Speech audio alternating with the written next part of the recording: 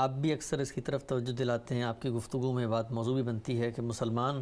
اسی عظمت رفتہ کی بازیافت میں، اسی احیاء میں، اسی دنیا کے اسٹیج کی ایک سپر پاور بننے کے جو خواب دیکھ رہے ہیں،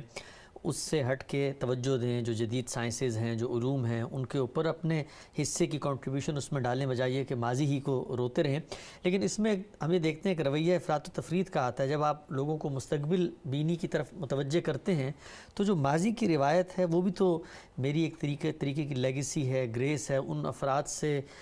روشناس ہونا۔ آپ کو لگتا ہے کہ ہمارے ہاں مسلمانوں میں آج کل جو ٹین ایج ہیں ان کو اپنے ان شخصیات کے بارے میں علم دینا، یہ ہمارے علماء کی بھی ذمہ داری ہے، دانشوروں کی بھی، اور خود والدین کو انٹروڈیوس کرانا چاہیے کہ یہ تمہارے رہبر رہنما آئیڈلز ہیں جو ماضی میں تمہاری تہذیب اور تمہاری روایت میں بھی گزرے ہیں؟ میں نے ابھی آپ کو بتایا کہ میں کیسے متعارف ہوا،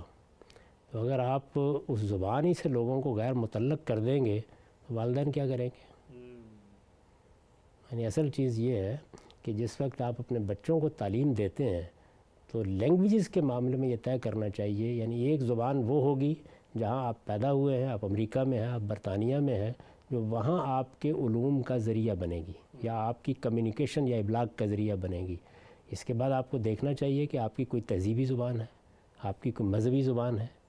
آپ کے ہاں کسی زبان کا تعلق آپ کے کلچر سے ہے۔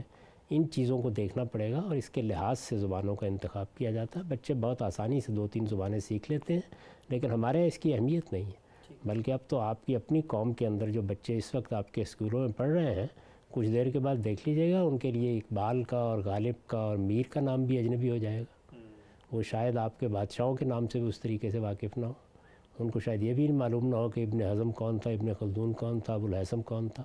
یہ ساری چیزیں بے معنی ہوتی چلی جا رہی ہیں کیونکہ آپ زبان کی تہذیبی روایت کی اہمیت کو سمجھ نہیں سکے۔ آپ کے ہاں وہ صرف ابلاغ کا ذریعہ ہے اور آپ کا خیال ہے کہ ترجمہ پڑھ لیا جائے گا۔ کون پڑھتا ہے؟ اصل میں زبان اپنے فارم میں اور اپنی حیت میں پہلے گرفت میں لیتی ہے، متوجہ کرتی ہے، اس کے بعد اصل میں آپ ان شخصیات سے متعارف ہوتے ہیں۔ صاحب بہت اہم بات آپ نے آخر میں فرمائی ہے۔